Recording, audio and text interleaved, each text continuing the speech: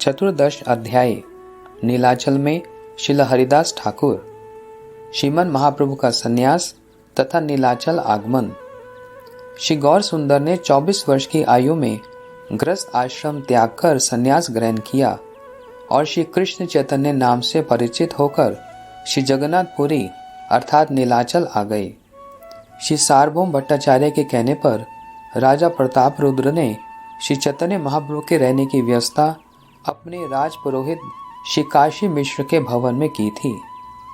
भक्त मंडली के सहित श्री हरिदास ठाकुर का नीलाचल आगमन। एक बार श्री अद्वैताचार्य, श्री शिवानंद सेन, श्री वासुदेव, श्री मुरारी गुप्त तथा अन्य लगभग 200 भक्तों के साथ श्री हरिदास ठाकुर भी श्रीमन महाप्रभु के दर्शन के लिए श्री जगन्नाथपुरी आए। श्री गोपीनाथ आचार्य ने अट्टालिका से श्री सार्वभौम भट्टाचार्य और महाराज प्रताप रुद्र को एक एक करके सभी भक्तों का परिचय बताया। इस प्रकार भक्तों का परिचय बताते बताते श्री हरिदास ठाकुर की ओर इंगित करते हुए उन्होंने कहा, हरिदास ठाकुर इहा भुवन पावन। चैतन्य चरितामृत मध्य लीला 11:86। उन्हें देखो, वे जगत को पवित्र करने वाले श्री हरिदास ठाकुर हैं। सभी भक्त श्रीमन महाप्रभु के दर्शन के लिए श्री काशी मिश्र के भवन की ओर चल पड़े, किंतु मार्ग में ही उन सब की श्रीमन महाप्रभु से भेंट हो गई। सभी भक्तों से मिलकर श्रीमन महाप्रभु को बहुत उल्लास हुआ। श्रीमन महाप्रभु ने सभी से कुशल क्षेम पूछी तथा श्री हरिदास ठाकुर को ना देखकर महाप्रभु ने पूछा, हरिदास कहाँ है? श्री हरिदास ठाकुर का दैन्यवशता दूर में अवस्थान। श्री हरिदास ठाकुर तो वहां तक भी नहीं आए जहां प्रभु मार्ग में वैष्णव से मिले थे, बल्कि दूर से ही प्रभु का दर्शन करके वे उसी राजपथ के एक किनारे पर दंडवत होकर पड़े रह गए थे। अब प्रभु के पूछने पर सभी भक्त लोग दौड़कर हरिदास ठाकुर को बुलाने के लिए वहीं पहुंच गए तथा उन्होंने कहा, हरिदास, महाप्रभु तुमसे मिलना चाहते हैं, चलो जल्दी से उनके पास चलो।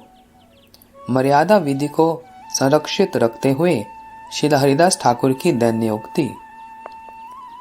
श्री हरिदास ठाकुर ने कहा, मैं नीच जाति का होने के कारण अस्पृश्य हूँ।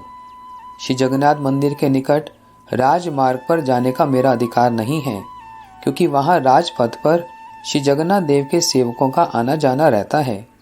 इसलिए एकांत में किसी एक बगीचे में यदि मुझे थोड़ा सा स्थान मिल जाए तो मैं वहीं पर पड़ा रहकर अपना समय व्यतीत कर लूँगा। मेरी ऐसी इच्छा है कि मैं किसी एक स्थान पर पड़ा रहूं, जिससे श्री जगन्नाथ के पुजारी सेवक मुझ अस्पृश्य से छू ना जाएं। भक्तों के मुख से श्री हरिदास ठाकुर की दैन्य उक्ति सुनकर प्रभु का आनंद। श्री हरिदास ठाकुर के वचन भक्तों ने श्रीमन महाप्रभु को जाकर बतलाए। श्रीमन महाप्रभु श्री हरिदास ठाकुर का विचार सुनकर बहुत प्रसन्न हुए। उसी समय श्री काशी मिश्र 2 व्यक्तियों के साथ वहां आए तथा उन्होंने श्रीमन महाप्रभु के चरणों की वंदना की। श्री काशी मिश्र ने महाप्रभु के चरणों में निवेदन किया, प्रभु, यदि आपकी आज्ञा हो तो इन वैष्णव के लिए सब प्रबंध किए जाएं। श्रीमन महाप्रभु के द्वारा श्री काशी मिश्र से श्री हरिदास ठाकुर के उद्देश्य से एक एकांत घर की याचना। श्रीमन महाप्रभु ने कहा, गोपीनाथ आपके साथ जाकर सभी को रहने का यथा योग्य स्थान दे देगा। हे काशी मिश्र, मेरे स्थान के निकट ही जो बगीचा है उसमें एक परम एकांत घर है। वह घर मुझे चाहिए, जिससे कि मैं वहां एकांत में बैठकर श्री कृष्ण स्मरण कर सकूं। श्री काशी मिश्र ने कहा, प्रभु, सब कुछ आपका है, फिर आप मांगते क्यों हैं? आपकी जो इच्छा हो वही स्थान आप लीजिए। सभी वैष्णवगण श्रीमन महाप्रभु को नमस्कार करके अपने स्थानों पर चले गए और श्री गोपीनाथ आचार्य ने सबको यथा योग्य स्थान दे दिया। श्रीमन महाप्रभु का श्री हरिदास ठाकुर के निकट आगमन। महाप्रभु आइला तबे हरिदास मिलने, हरिदास करे प्रेमे नाम संकीर्तने। चैतन्य चरितामृत मध्य लीला 11:185। तदंतर श्रीमन महाप्रभु श्रीला हरिदास ठाकुर से मिलने आए। श्रीला हरिदास ठाकुर उस समय प्रेम पूर्वक नाम संकीर्तन कर रहे थे। प्रभु देखी पड़े पाए दंडवत हैया, प्रभु आलिंगन कैले तार उठाइया। चैतन्य चेतामृत मध्य लीला 11:186। श्रीमन महाप्रभु को आते हुए देखकर श्रीला हरिदास ठाकुर ने आगे बढ़कर महाप्रभु के चरण कमलों में गिरकर दंडवत प्रणाम किया तथा महाप्रभु ने उन्हें उठाकर आलिंगन किया। दुई जने प्रेमावेश करेन क्रंदने, प्रभु गुने भृत्य विकल प्रभु भृत्य गुने। चैतन्य चेतामृत मध्य लीला 11:187। दोनों प्रेम आवेश में क्रंदन करने लगे। भक्त तो प्रभु के गुणों में और प्रभु अपने भक्त के गुणों में विकल हो रहे थे। हरिदास कहे, प्रभु ना छुओ मोरे, मुई नीच अस्पृश्य परम पामरे। चैतन्य चेतामृत मध्य लीला 11:188। श्रीला हरिदास ठाकुर ने कहा, प्रभु आप मुझे स्पर्श मत कीजिए, मैं नीच जाति का अस्पृश्य तथा बहुत ही अधम हूँ। साक्षात ब्रह्म ने देव श्रीमन महाप्रभु द्वारा श्रीला हरिदास ठाकुर के आचार्यत्व का कीर्तन। प्रभु कहे, तोमा स्पर्शी पवित्र हईते, तोमार पवित्र धर्म नाहि के अमाते। चैतन्य चेतामृत मध्य लीला 11:179। श्रीमन महाप्रभु ने कहा, हरिदास मैं स्वयं पवित्र होने के लिए तुम्हारा स्पर्श कर रहा हूँ। तुम में जो पवित्र धर्म है वह मुझ में नहीं है। शने शने करे तुम्ही सर्व तीर्थे स्नान, शने शने करे तुम्ही यज्ञ तपोदान। चैतन्य चेतामृत मध्य लीला 11:190। तुम शन शन में समस्त तीर्थों में स्नान करते हो और शन शन में तुम यज्ञ तप तथा दान करते हो। निरंतर कर तुम्ही वेद अध्ययन, द्विज न्यासी हैते तुम्ही परम पावन। चैतन्य चेतामृत मध्य लीला 11:191। तुम निरंतर वेदों का अध्ययन कर रहे हो तथा तुम ब्राह्मणों तथा सन्यासी की उपेक्षा परम पवित्र हो। अहो बट शो पचो अतो गृहान, या जीवाग्रे वर्तते नाम तुभ्यम। तेपोस तपस्ते जुहवु सस्नु आर्ज्य, भ्रमणाचुर नाम गृणन्ति येते। चैतन्य चेतामृत मध्य लीला 11:192। हे भगवान, जिनकी जीवा के अग्रभार पर सदैव आपका नाम वर्तमान रहता है, वे व्यक्ति शौपच होते हुए भी पूजनीय है। जो आपके नाम का संकीर्तन करते रहते हैं वे ही सदाचारी हैं। उन्होंने सब प्रकार की तपस्या कर ली है, सब प्रकार के यज्ञ कर लिए हैं, समस्त तीर्थों में स्नान कर लिया है तथा उन्होंने समस्त वेदों और उनके अंगों का अध्ययन कर लिया है, अतः वे आर्य में परिगणित हैं।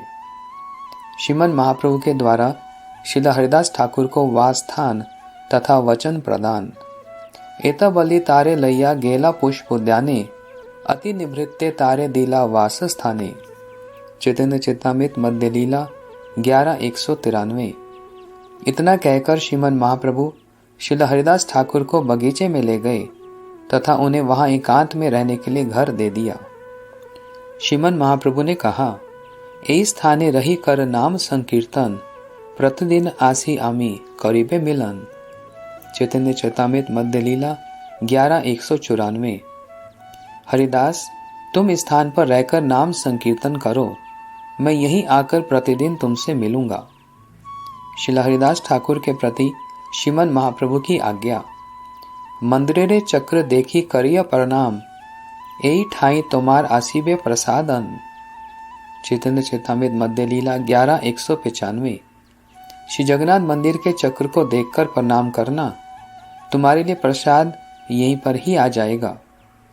नित्यानंद जगदानंद दामोदर मुकुंद, हरिदास से मिली सबे पाइला आनंद। चैतन्य चेतामृत मध्य लीला 11:196।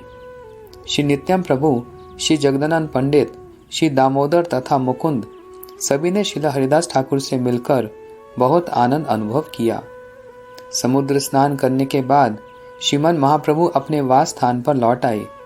सभी भक्त श्रीमन महाप्रभु के निवास स्थान पर प्रसाद पाने के लिए एकत्रित हुए। श्रीमन महाप्रभु ने अपने हाथों से सभी को प्रसाद परोसा, किंतु महाप्रभु के नहीं बैठने तक कोई भी प्रसाद नहीं पाएगा। इसलिए श्री स्वरूप दामोदर ने महाप्रभु से निवेदन किया, सभी भक्त आपकी उपेक्षा कर रहे हैं, अतः आप और श्री नित्यानंद प्रभु दोनों प्रसाद पाने बैठिए और मैं सभी को परिवेशन कर दूंगा। श्रीमन महाप्रभु के द्वारा श्री गोविंद प्रभु के माध्यम से श्रील हरिदास ठाकुर के निकट प्रसाद प्रेरण। तबे प्रभु प्रसाद अन्न गोविंद हाथे दिला, यत्न करी हरिदास ठाकुरे पठाईला। चैतन्य चेतामृत मध्य लीला 11-206। तब श्रीमन महाप्रभु ने कुछ प्रसाद अन्न श्री गोविंद के हाथ में देकर यत्न पूर्वक उसे श्री हरिदास ठाकुर के पास भिजवाया। श्री हरिदास ठाकुर के पास प्रसाद भेजने के उपरांत ही श्रीमन महाप्रभु सब सन्यासियों को बिठाकर स्वयं भी प्रसाद सेवा के लिए बैठ गए। श्री हरिदास ठाकुर का सौभाग्य। अब श्री हरिदास ठाकुर श्रीमन महाप्रभु द्वारा प्रदत्त उसी कुटी में रहकर निरंतर भाव विभोर होकर नित्य प्रति 3 लाख हरिनाम करने लगे।